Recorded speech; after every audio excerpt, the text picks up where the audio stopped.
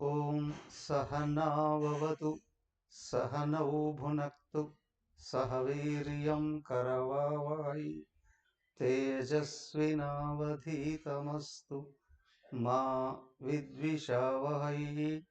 ఓం శాంతి శాంతి శాంతి. ఓం గురుర్బ్రహ్మా గురుర్విష్ణుః గురుర్దేవో మహేశ్వరః గురురేవ పరం బ్రహ్మ తస్మై శ్రీ గురవే నమః. ఓం ప్రపన్న పారిజాతాయ స్తోత్రవేత్రైకపాణయే జ్ఞానముద్రాయ కృష్ణాయ గీతామృతదుహే నమః.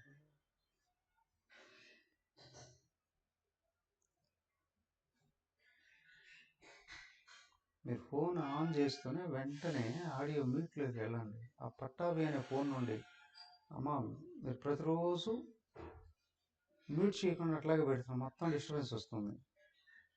ఫోన్ ఆన్ చేస్తూనే ఆడియో మ్యూట్ చేసుకోవాలి.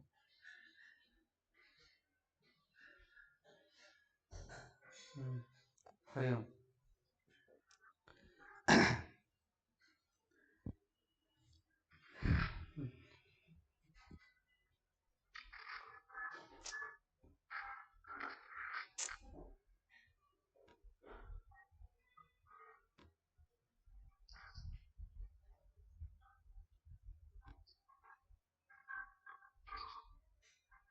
అందరూ ఆడియో మ్యూట్ చేసుకోవాలి. వీడియో ఆన్ చేసుకోండి, ఆడియో మ్యూట్ చేసుకోండి.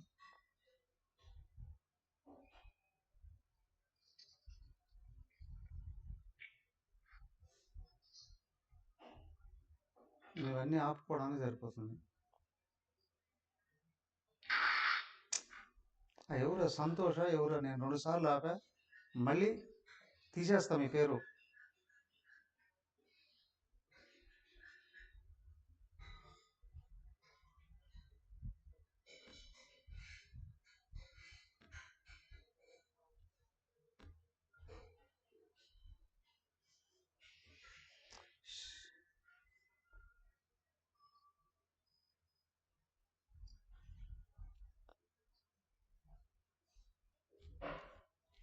హరి ఓం. ఇంతసేపు పడితే ఎట్లా?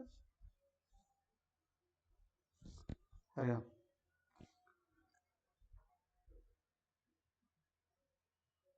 శ్రీమద్ భగవద్గీత ఉపోద్ఘాతం నడుస్తుంది.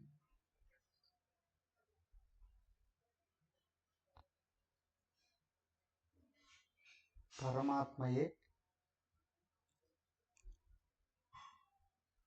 తనను మర్చిపోయి అజ్ఞానాన్ని పట్టుకొని జీవుడిగా దిగజారిపోయాడు. అది ఎలా మహాభారతం ప్రారంభంలో చూపించింది.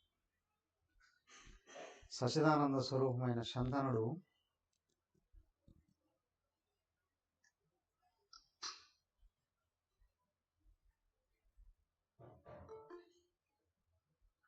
దేహ తాదాత్మ్యాన్ని పొందాడు.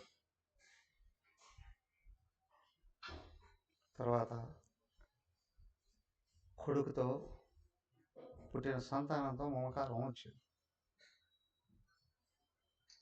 ఇది నేను, వాడు నావాడు అని అనుకున్నాడు. వెంటనే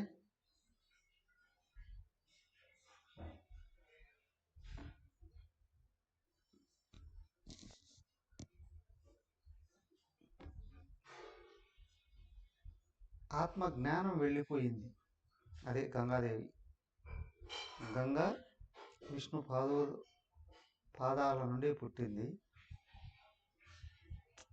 అంటే విష్ణు పదం అని.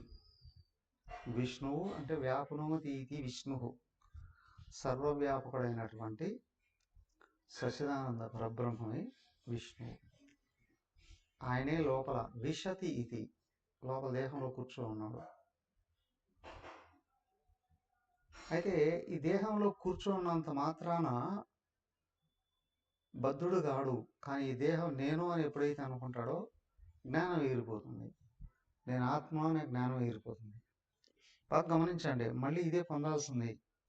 ప్రారంభం ఏంటి అంటే నేను దేహాన్ని కాదు ఆత్మను అనేదే బీజం ఇక్కడ. అప్పుడు వేదాంతం అర్థమవుతుంది. అవునా? సరే, ఓకే అనుకుంటామండి. కానీ రెండోది, ప్రపంచంలో ఉన్న విషయాల కంటే పరమాత్మతో తాదాత్మ్యం పెరిగే కొద్దీ ఇది అనుభవానికి వస్తుంది. గుర్తించాలి బాగా.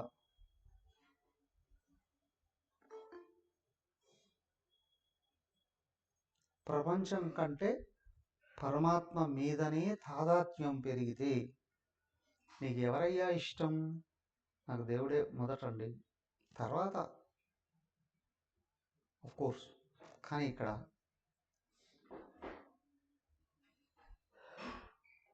జీవభావం సూక్ష్మ శరీరంలో ఉంది.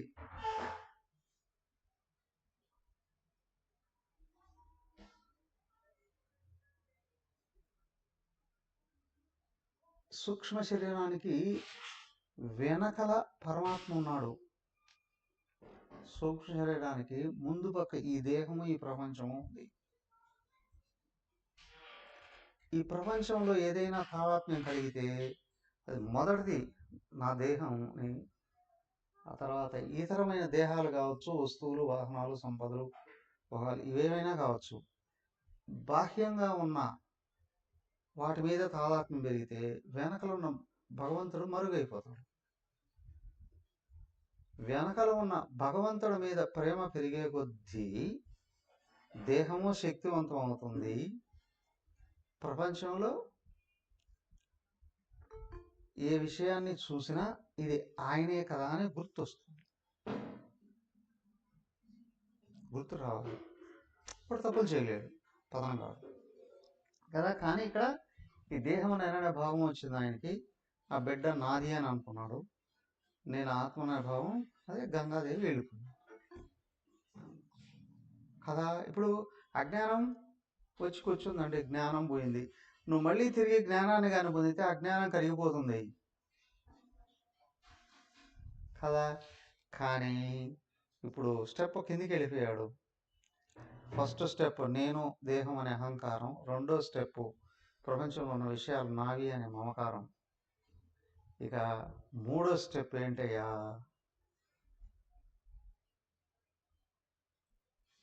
కామం,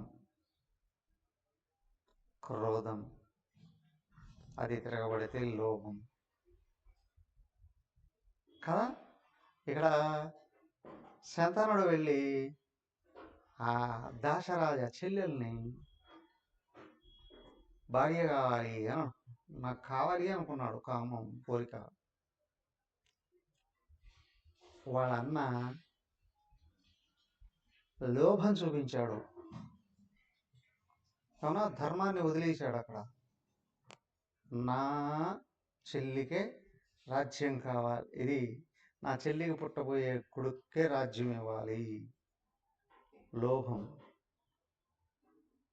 ఆ లోభం పరాకాష్ట పొంది, అవునా, దేవవ్రతుడు గాంగేయుడు పెళ్లి కూడా చేసుకునే అవకాశం లేకుండా చేశాడు దాశరాజు కదా. లోభం ఎంత వికృత రూపం దాల్చిందో చూడండి. స్వార్థం ఓకే, నేను సుఖపడాలి, నేను సంపాదించుకోవాలి, నేను గొప్పవాణ్ణి కావాలి. కానీ నేనే సుఖపడాలి, నేనే సంపాదించుకోవాలి, నేనే గొప్పవాణ్ణి కావాలి. అవునా? కావాలి అంటే ఇప్పుడు నువ్వు సుఖపడకూడదు, నువ్వు బాగుపడకూడదు, నువ్వు ఎదగకూడదు, ఇలాంటి భావాలు ఎక్కడ వ్యక్తిలో అయితే పైకి వచ్చాయో ఇక అన్ని కష్టాలే, నష్టాలే, బాధలే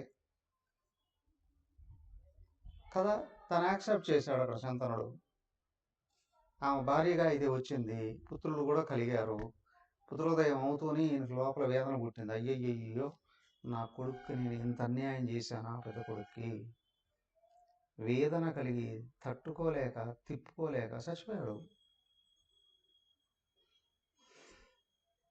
జీవుడు పూర్తిగా దుఃఖాలలో పడి సంసారంలోకి జారిపోయాడు.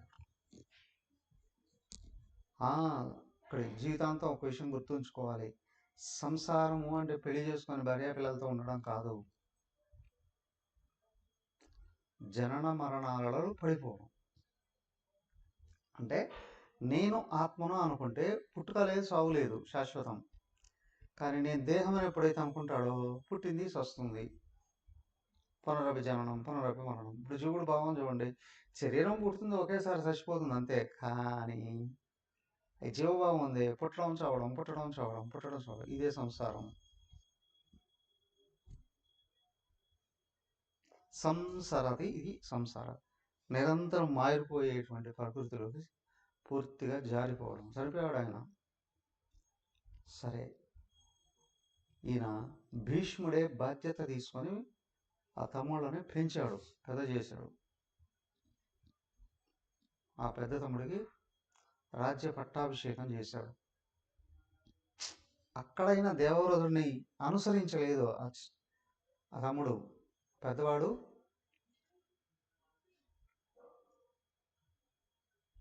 చిత్రాంగదుడు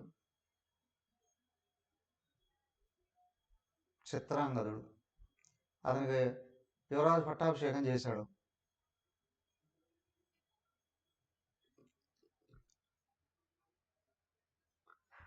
అతను చిత్రకేతువు అని ఒక గంధర్వ రాజుతో యుద్ధానికి వెళ్ళి యుద్ధంలో చచ్చిపోయాడు. రెండోవాడు ఉన్నాడు కదా, వెంటనే రెండోవాడిని తీసుకొచ్చి మళ్ళీ పట్టాభిషేకం చేశాడు. విచిత్ర వీరుడు పెద్దవాడు పట్టాభిషేకం చేసిన తర్వాత అతను కాశీరాజ కుమార్తెలతో ప్రేమలో పడ్డాడు.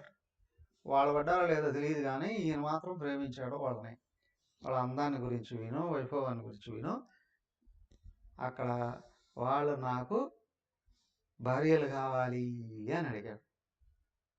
ఇప్పుడు భీష్ముడు ఏం చేశాడు, వాళ్ళకి స్వయంవరం జరుగుతూ ఉంటే ముగ్గురు అమ్మాయిలు, అంబిక, అంబాలిక. అక్కడికి వెళ్ళి రాజులందరినీ జయించి ఆ అమ్మాయిల్ని పట్టుకొని రథంలో వేసుకొని వచ్చి తమ్ముడికి ఇచ్చి పెళ్లి చేస్తాను అని అన్నాం. ఇక్కడ ఏమైంది, పెద్ద అమ్మాయి సాల్వరాజును ఇంకొకరిని ప్రేమించున్నాను.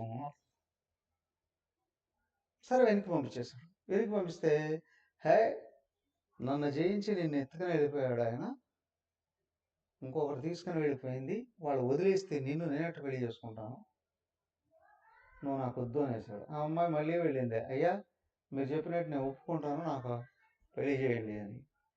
ఏళ్ళ తమ్ముడు ఏమన్నాడు, ఎవరినో ప్రేమించిన అమ్మాయి నేనట్టు చేసుకుంటాను, నాకు వద్దు.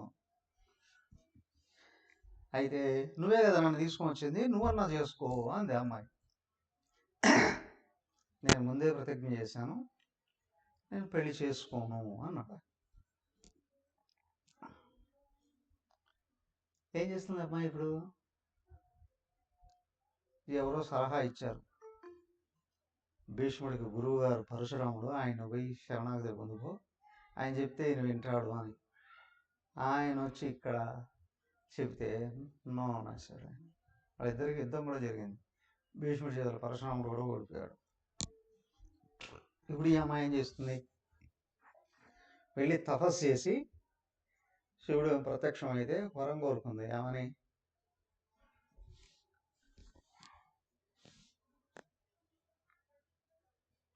ఆ భీష్ముడిని చంపే శక్తిని నాకు అని. అది ఎవరికి కుదరదు. ఎందుకో స్వచ్ఛంద వాళ్ళ నాన్న ఆయనకి ఇచ్చేస్తున్నాడు. అయితే నేను చనిపోయి మళ్ళీ పుట్టి మళ్ళీ వచ్చాను, చంపే అవకాశం అక్కడ కూడా చంపలేవు, కానీ ఒక వరం ఇస్తున్నా, చావు కారణం అవుతుంది. ఆమె చనిపోయి మళ్ళీ ద్రుపదుడికి కుమార్తెగా పుట్టి అవునా కొడుకులాగా పెరిగి ఒక గంధర్వుడు అనుగ్రహం చేత పురుషుడుగా మారుతుంది.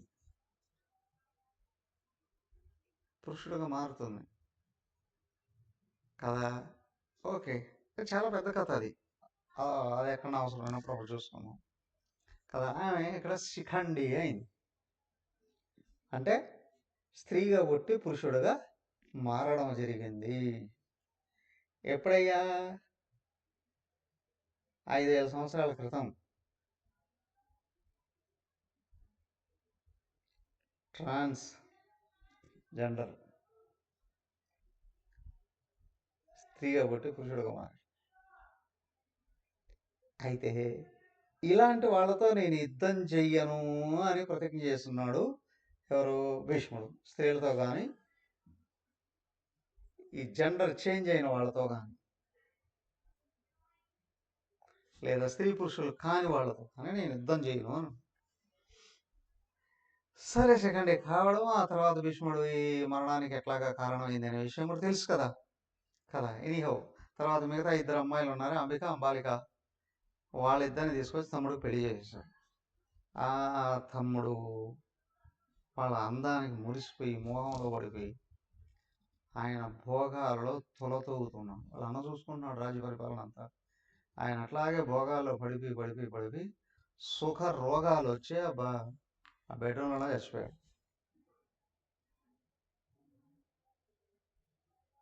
ఇదేంటండి, విచిత్రంగా ఉంది కదా. అడుగడుగున అసహ్యతే కనిపిస్తుంది. విచిత్రం ఏంటంటే, ప్రారంభంలో ఉన్న అజ్ఞానాన్ని కానీ తొలగించుకోకపోతే, అజ్ఞానాన్ని తొలగించుకోకుండా ప్రయత్నాలు చేస్తే అన్నీ వికటిస్తూనే ఉంటాయి కదా. ఇప్పుడు ఆ సత్యవతి దేవికి 2 కొడుకులు పుట్టారు, 2 చచ్చిపోయారు. కానీ కోడళ్ళు 2, అత్తగారు కూడా వైధవ్యాన్ని పొందారు. ఆమె వెంటనే భీష్ముడు పిలిపించి, అయ్యా నువ్వన్న రాజ్యాన్ని స్వీకరించు, వివాహం చేసుకో కదా, వంశాన్ని రక్షించు అన్న. అవి 2 నేను చేయలేను అనేసాడు. నేను అప్పుడే ప్రతిజ్ఞ చేశాను కాబట్టి వివాహం చేసుకోను, అవునా, రాజ్య స్వీకరణ చేయను అనేసి. దానికే ఇక్కడ అన్నారు భీష్ముడిని మొండి పట్టుదల కలిగిన వాడు. ఆయన ఎవరి మాట కేర్ చేయలేదు అక్కడ. భీష్మ అంటే మొండి పట్టుదల అని.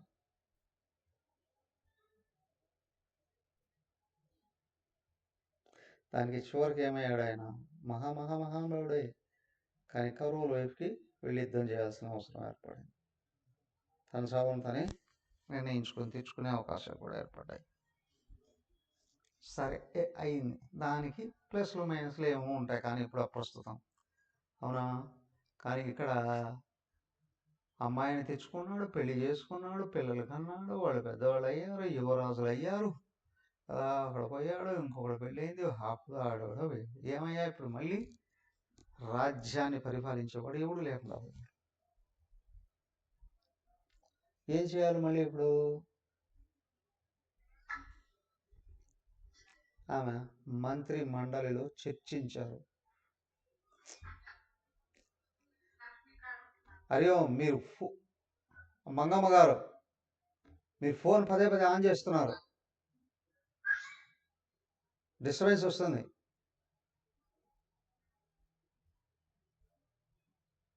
ఒకసారి క్లాస్లో ఆన్ అయితే మళ్ళీ మధ్యలో వేరే ఫోన్ ఆన్ చేయకూడదు. మీ ఫోన్ మళ్ళీ డిస్టర్బెన్స్ వస్తుంది. మీ ఫోన్కి వెళ్తున్నారు.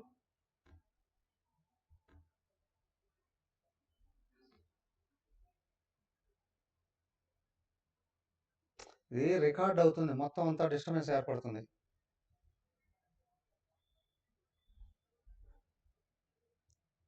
ఫేస్బుక్లో కూడా వెళుతుంది ఇది.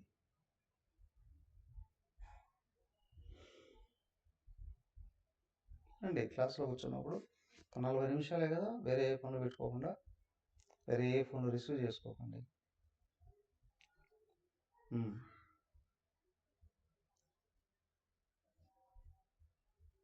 అందరి మనుషుల థాట్ ఎగిరిపోయిందిగా. అందుకే డిస్టర్బెన్స్ అనేది ఆఫ్లైన్ అయినా ఆన్లైన్ అయినా డిస్టర్బెన్స్ రాకూడదు, తత్వం కట్ అవుతుంది. మంత్రిమండలిలో చర్చించారు, అయ్యా ఎవరు వంశాన్ని నిలబెట్టేవాళ్ళు. అయితే అప్పుడున్న ధర్మం ప్రకారం తమ్ముడు చనిపోయినప్పుడు తమ్ముడు భార్యలతో బావగారైన పిల్లల్ని కనొచ్చు. ద్వాపరిక ధర్మం, ఇప్పటిది కాదు. వంశాన్ని నిలబెట్టడం లేదా వాళ్ళ కుల గురువు చేతనైన సంతానాన్ని కనొచ్చు.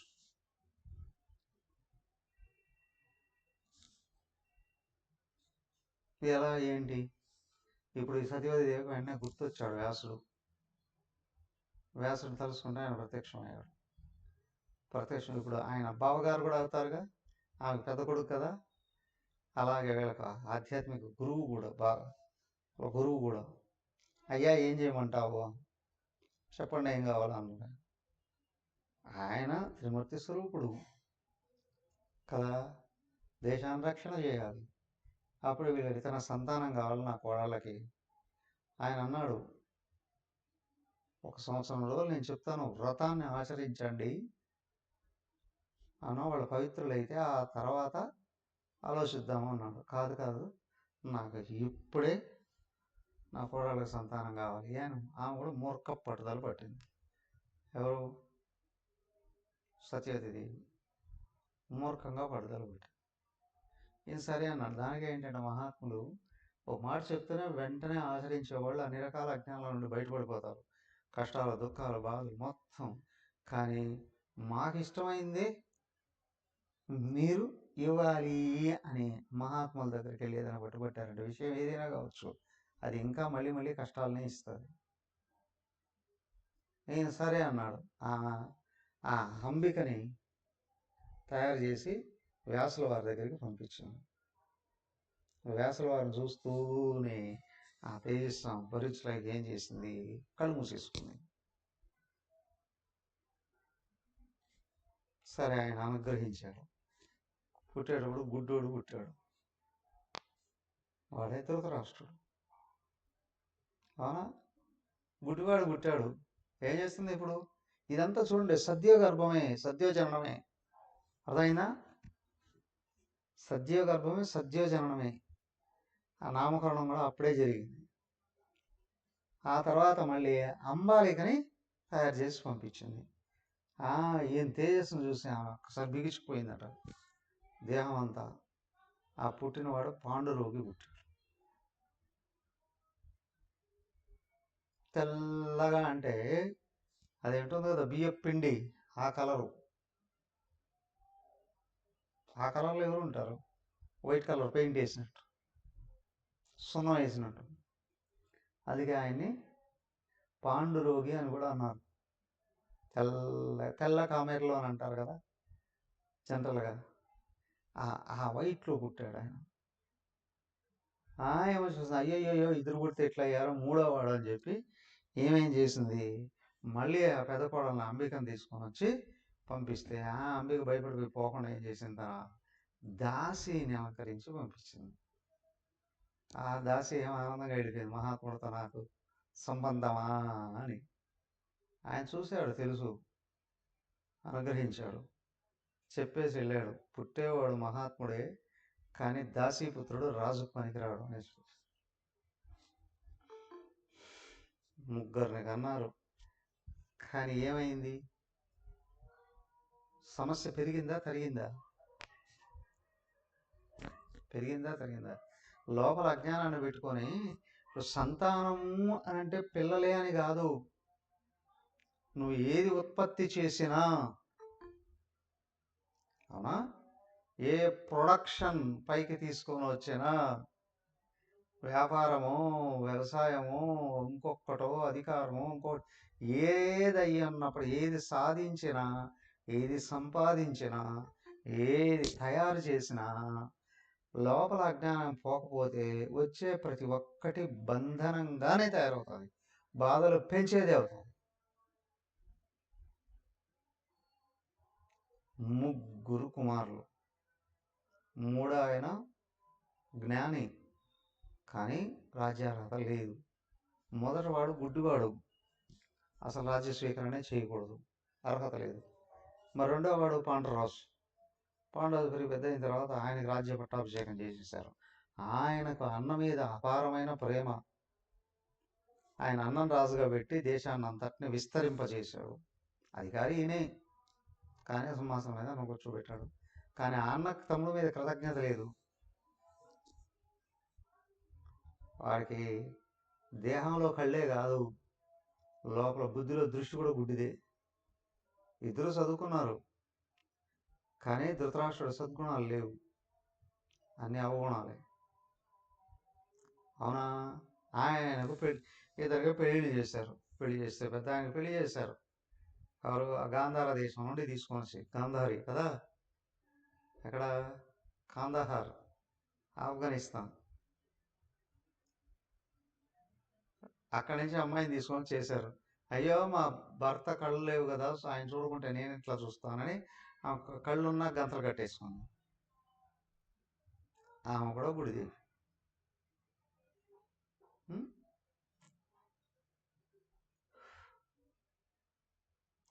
ఆమెకి 100 మంది సంతానం, అందరూ దుర్మార్గులే. భర్త దుష్టుడే, ఈ భార్య కళ్ళున్నా మూసుకుంది కదా. వాళ్ళ పుట్టిన సంతానం అంతా కూడా దుర్యోధనుడు, దుశ్శాసనుడు, దుర్ముఖుడు, దురంధరుడు. అయ్యా ఒక్క పిల్ల, అది కూడా దుశ్శల. ఆ కలిగిన విధానం కూడా ఘోరంగా ఉంటుంది.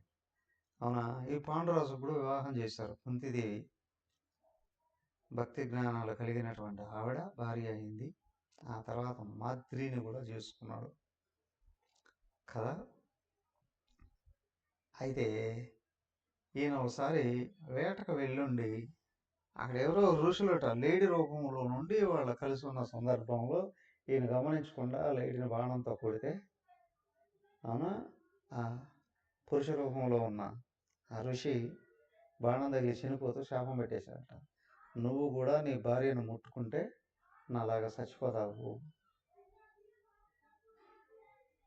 ఆయన వెంటనే రాజ్యం వాళ్ళ అన్నకి ఇచ్చేసి అడవులకు వెళ్ళిపోయాడు. అడవుల్లో ఉన్న సందర్భంలోనే కుంతీదేవికి వరం ఉంది అని తెలిసింది ఆయనకి, పాండురాజుకి. ఎవరు? దూర్వాసుడు వరం ఇచ్చి ఉంటాడు, నువ్వు దేవతలను ప్రార్థిస్తే వాళ్ళ అనుగ్రహంతో నీకు పిల్లలు కలుగుతారు అని. అది ప్రయోగించమంటాడు, వద్దంటాను. కానీ ఈయన బలవంతం చేత ఆమె దేవతలను ప్రార్థిస్తే వాళ్ళ ఆశీర్వాదంతో యమధర్మరాజు వలన ధర్మరాజు, వాయుదేవుడు వలన భీముడు, ఇంద్రుడు వలన అర్జునుడు పుడతారు. మరి మాదిరి ఉంది కదా, ఆమె కూడా ఏదైనా అనుగ్రహించు అని అంటే కోరుకో. ఆమె ఏం చేసింది, కొంచెం తెలివిగా అయితే చెప్పింది ఆమె ఒకేసారి సంతానం అని. ఈ లోపల ఏం చేసింది, ఆమె ట్విన్స్ని కోరుకుంది. ఎవరు? అశ్విని దేవతలను ప్రార్థించిందట. వాళ్ళిద్దరు అనుగ్రహంతో ఈమెకి 2 పిల్లలు పుట్టేశారు. మళ్ళీ కావాలన్నట, నో అనేసి అయిపోయింది. 5 మంది నకుల, సహదేవులు, ధర్మ, భీమ, అర్జున, నకుల, సహదేవులు, 5 మంది పిల్లలు. కా ఇక్కడ వరకు చూడండి, వాళ్ళు చిన్నప్పటి నుంచి కుట్టుకునేవాళ్ళు. వాళ్ళు 100 మంది కదా. అక్కడ ఎదురు చూశారట. కుంతి కూడా గర్భవతి అయింది అని తెలిసి ఈమె గాంధారి లోపల అనుకుంటుంది. ఇప్పటిలాగా అప్పుడు ఆపరేషన్ చేసి తీసే పరిస్థితులు లేవు కదా, జనరల్గా పిల్లలు కనాల్సిందే. ఆమెకు అర్హత తెలిసిందట. కుంతిదేవి పిల్లాడికి అన్నది అని తెలిసి ఈమె తనే ముందు కందాము అని అనుకుంది. తనకు కానీ కొడుకు పుడితే వాడే రాజు అయిపోతాడు అని. ఈ ఆశ ఏమైంది, నిరాశ అయిందో దురాశగా ఉండిందో మరి. దురాశ ఏంటి, కుంతిదేవికి మొదటి కొడుకు పుట్టాడు. ఈమె భరించలేక ఏం చేసింది తెలుసా, అసూయతో కడుపును బాదుకుందట. నువ్వు తొందరగా ఎందుకు పుట్టలేదు అని కడుపు మీద వేసి కొట్టుకుందట.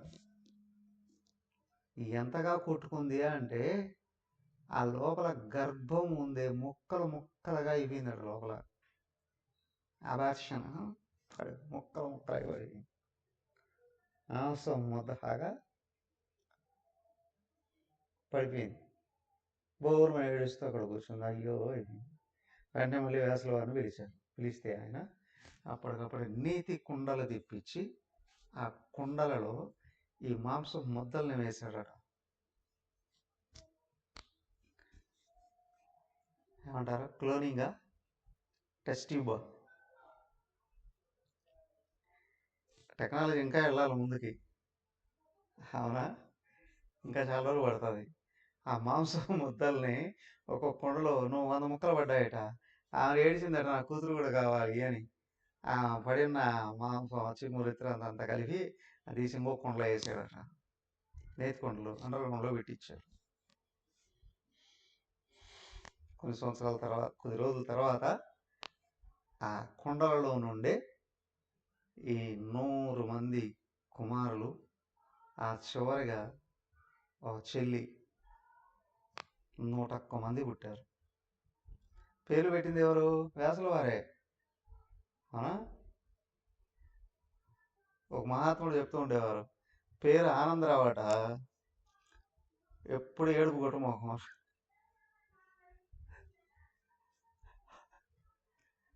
ఇంకొకటి ఎవడో సుందర్రావు అట, పగలు చూస్తే రాత్రి కల్లోకి వస్తాడంట, అంత భయంకర.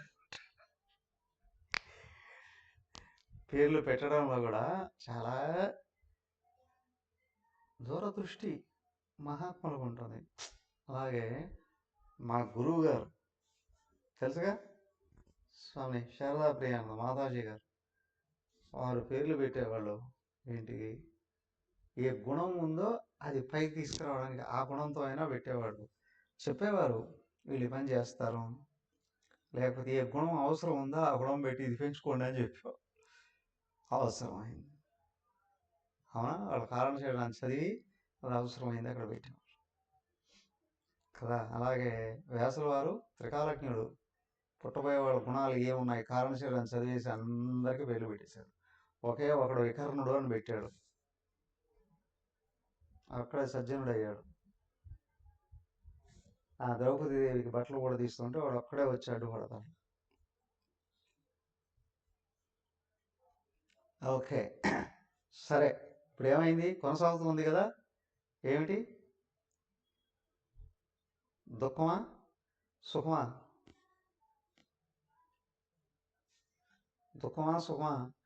ఆ మహాత్ముడు చెప్పిన మాట ప్రకారం 1 సంవత్సరం కానీ వాడు వ్రతాన్ని ఆచరించి ఉండుంటే ఆ వంశం అక్కడి నుంచి వేరుగా ఉండుండేదేమో. వినలేదు, నాకు ఇప్పటికిప్పుడే ఫలం కావాలి, అవునా?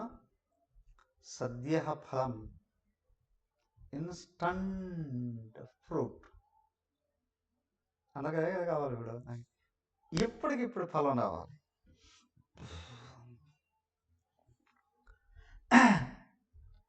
ఏమైంది? అన్నీ వికటించాయి. 3 కొడుకులు పుడితే ఆ కొడుకుల్లో అనుకున్నది జరగలే. ఆ కొడుకులకు పెళ్ళిళ్ళు, వాళ్ళకు పిల్లలు పుడితే ఇప్పుడు కౌరవులు ఒక పక్క, పాండవులు ఒక పక్క. వాళ్ళు 100 మంది, వీళ్ళు 5 మంది. నిరంతరం ఫైటింగ్ ఫైటింగ్ ఫైటింగ్, చిన్నప్పటి నుండి ఫైటింగ్. ఈ కౌరవులు ఎన్నిసార్లు పాండవులను చంపడానికి ప్రయత్నం చేశారు? అనేక సార్లు. వాళ్ళు చంపడానికి ప్రయత్నం చేసినప్పుడు అంతా పాపం వెళ్ళే ధర్మరాజు అదిలే వాళ్ళని రక్షిస్తున్నారు. ఒకసారి కామిక వనంలో ఉన్నారండి వీళ్ళిద్దరూ, ఎవరు? శకునితో కలిసి దుష్ట చతుష్టయం ప్లాన్ చేసుకుంటారు. దుర్యోధనుడు, దుశ్శాసనుడు, కర్ణుడు మరియు శకుని, వీళ్ళు ప్లాన్ చేసుకొని ఆ ప్లాన్ తీసుకుని వెళ్ళిపోయి ధృతరాష్ట్రుడికి చూపిస్తారు రాజముద్ర వేయాలని. ఆయన వద్దు వద్దు మా మంచిగా ఇది అంటాడు. ఈయన నువ్వు కానీ ఒప్పుకోకపోతే నేను చచ్చిపోతాను అని అంటాడు దుర్యోధనుడు. ఆయన స్టాంప్ వేసేస్తాడు. ఏమని? పోండి వాళ్ళని చంపేసేయకండి. తర్వాత దుర్మార్గుడు ధృతరాష్ట్రుడు తనే ప్లాన్ చేస్తాడు, శత్రు శేషం లేకుండా చేయండి అని. ఎన్నిసార్లు జరిగాయో.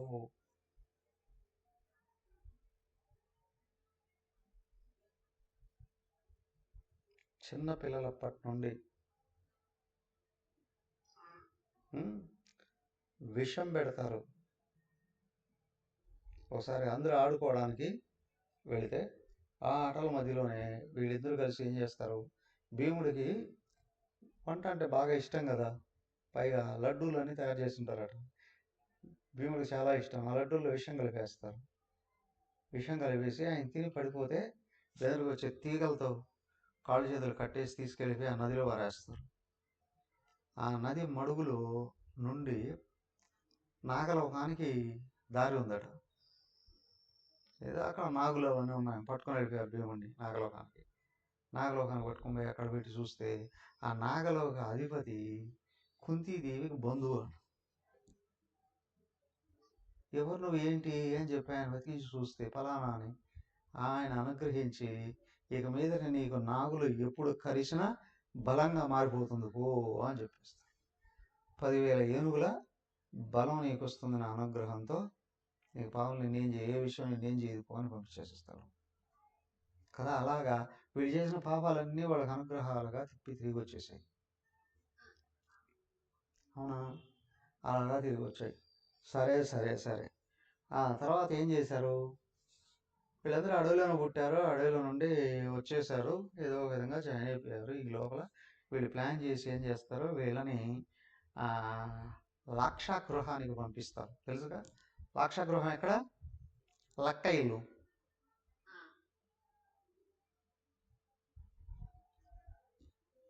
అది ఉత్తరకాశీలో అంటారు. ఇంకా ఎక్కడైనా కొంతమంది అక్కడెక్కడో రాజస్థాన్ దగ్గర ఎక్కడో ఉందని.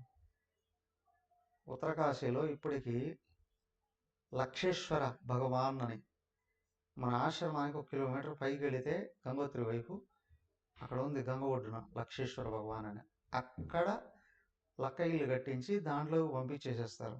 కానీ ఆ పంపించే సమయంలో విదురుడు భీష్ముడు ఇద్దరు హెచ్చరిక చేస్తారు, అయ్యా తప్పించుకోవడానికి. ధర్మరాజు తెలుస్తుంది. ధర్మరాజు తెలిసి ఏం చేస్తాడు, భీముడికి చెప్పి భీముడు ఆ లక్క ఇంట్లో నుండి ఒక సొరంగం వేస్తారట అడవులోకి. వీళ్ళు ఆ ఇంటి కాపలాదారుడి చేతనే నిప్పు పెట్టించేసేస్తారు. ఆ కాపలాదారుడు ఎవడైతే ఉన్నాడో వాడికి భార్య, 4 పిల్లలు, ఇంకా 5 మంది పిల్లలు. ఏం చేస్తాడు ఈ భీముడు, వాడిని లోపలేసి వాడిని తగలబెట్టేసి వీళ్ళ సొరంగం నుంచి బయటపడిపోయారు. బయటపడి అలా అలా అలా తిరుగుతూ బకాసురుని చంపి ద్రౌపది స్వయంవరం దగ్గరికి వెళ్ళి, అవునా, కృష్ణుడే వచ్చి మారు వేషంలో బ్రాహ్మణ వేషంలో అర్జునుడిని తీసుకుని వెళ్ళి అక్కడ ద్రౌపదిని గెలుచుకుంటాడు. అయితే విచిత్రం ఏంటి అంటే, అర్జునుడు పాండవులతో సహా కలిపి ద్రౌపదేవిని ఇంటికి తీసుకొని వచ్చి బయట నుండే పిలుస్తారు. రోజు భోజనానికి భిక్ష తీసుకొని వచ్చేవాళ్ళట. ఆ సందర్భంలో తలుపు కొట్టి, అమ్మ భిక్ష తీసుకొని వచ్చాము తలది ఏనంటే ఆమె 5 మంది సమానంగా పంచుకోండి ఆయన అనేసిందట. ఎవడేం చేస్తారు వీళ్ళు, ధర్మగ్లాని ఏర్పడింది అక్కడ. వెంటనే నారదుల వారు వచ్చారు. నారదుల వారు కథ అంతా చెప్పారు. అయ్యా, ఈ ద్రౌపది పూర్వజన్మలో తపస్సు చేసి ఆమె మహేశ్వరుడు ప్రత్యక్షం అయితే నాకు పతివైన 5 సార్లు చెప్పింది. ఇదిగో మీరందరూ కూడా పూర్వపు జన్మలలో ఇంద్రపదం అలంకరించిన వాళ్ళే కాబట్టి మీరు 5 మంది పంచుకోవాల్సిందే ఆమెతో అని అక్కడ నియమం ఏర్పడింది. ఆ తర్వాత మళ్ళీ తిరిగి అంతఃపురానికి రావడం, వస్తుని ఆయన రాజ్యం ఇవ్వకుండా అరణ్యాన్ని ఇవ్వడం. అరణ్యం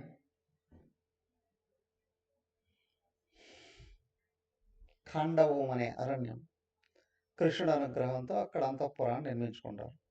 ఆ అడవుల్లో నివసిస్తూ ఉన్నటువంటి మయుడు అనే రాక్షసుడు, వాడు వీళ్ళని శరణాగతి పొంది వీళ్ళ చేత చంపబడకుండా అతను ఓ సభ కట్టిస్తాడు. అదే మయసభ. మయుడి చేత కట్టించబడింది కాబట్టి మయసభ.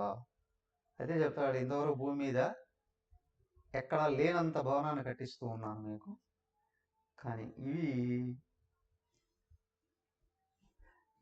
అసుర గుణాలు కలిగిన వాళ్ళకి వ్యతిరేకంగా కనిపిస్తుంది.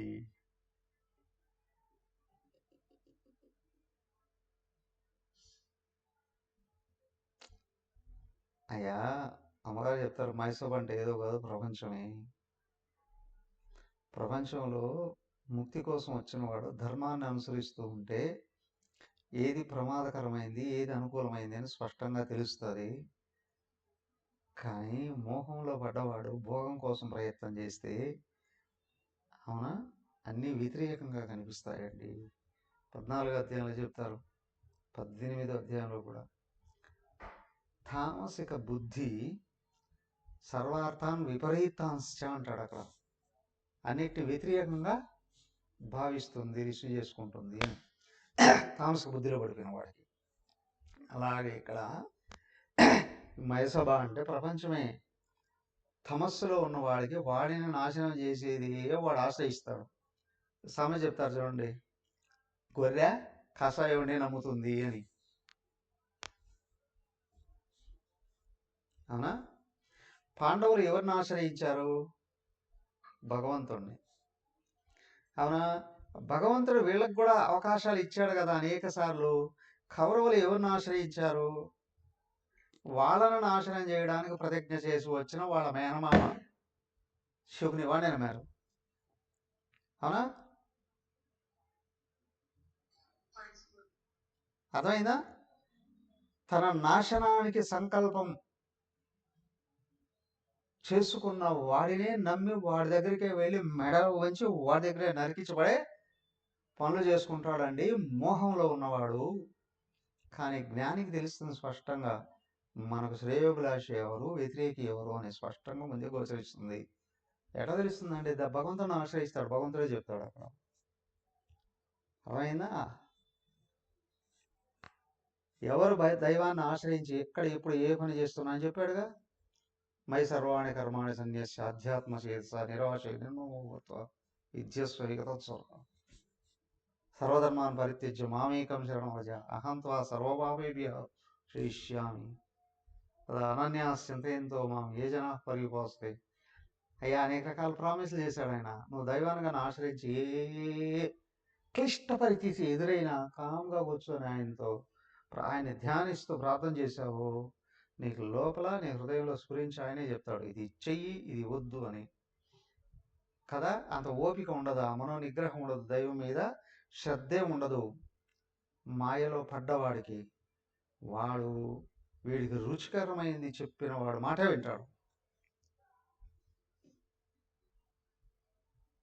పైగా శకుని భయంకరమైన సంకల్పం చేసి వచ్చాడు, వీళ్ళ వంశాన్ని నిర్వంశం చేస్తాను అని. వాడినే తీసుకొని పెట్టుకున్నారు. వాడు ఏం చెప్తే అదంతా చేశారు. వాడు కూడా చివరి సంకల్పం చేస్తున్నారు, ఏమని? కౌరవుల్ని సర్వనాశనం చేసేది అట్లా. వాడిని నమ్ముకొని యుద్ధంలోకి వచ్చారు. పాండవులు ధర్మం ధర్మం ధర్మం ధర్మం ధర్మం అని అనేక రకాల కష్టాలని అనుసరించారు.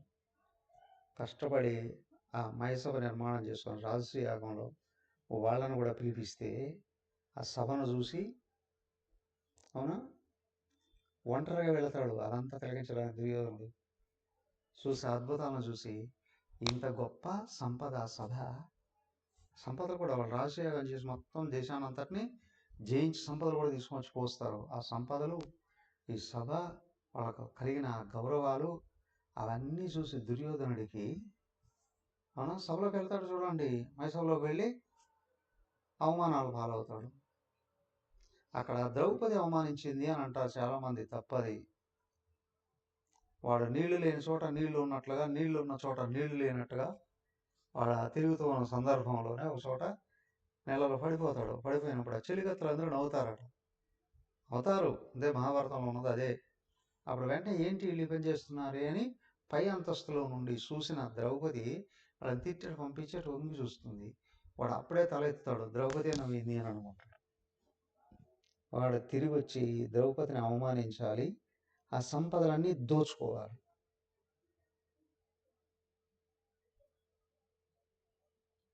అని ప్లాన్ వేసి మళ్ళీ వీళ్ళు ఒక సభ కట్టించి విష్ణుయాగం అని పెట్టి, బాగా గమనించండి, మయ సభలో జూదం జరగల.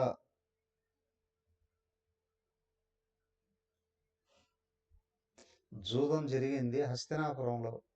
వీళ్ళు విష్ణు యాగం అని పెట్టి వీళ్ళు ఒక సభ నిర్మాణం చేసి ఆ సభలో వీళ్ళు జూదం ఆడిస్తారు. మైసభలో కాదు. ఇక్కడ స్టార్ట్ అయింది. వీళ్ళు దేశాన్ని వదిలిపెట్టి వెళ్ళిపోతూ వీళ్ళని శాపాలు పెట్టడంతో ప్రస్థానం, కౌరవ ప్రస్థానం మొదలైంది. వాళ్ళ తపస్సు స్టార్ట్ అయింది. ఎలా రేపు చూద్దాం. మరి ఓం సర్వే భవంతు సుఖినః, సర్వే సంతు నిరామయాః, సర్వే భద్రాణి పశ్యంతు, మా కశ్చిద్ దుఃఖభాగ్ భవేత్. ఓం శాంతి శాంతి శాంతి. హరి ఓం శ్రీ గురుభ్యో నమః. హరి ఓం.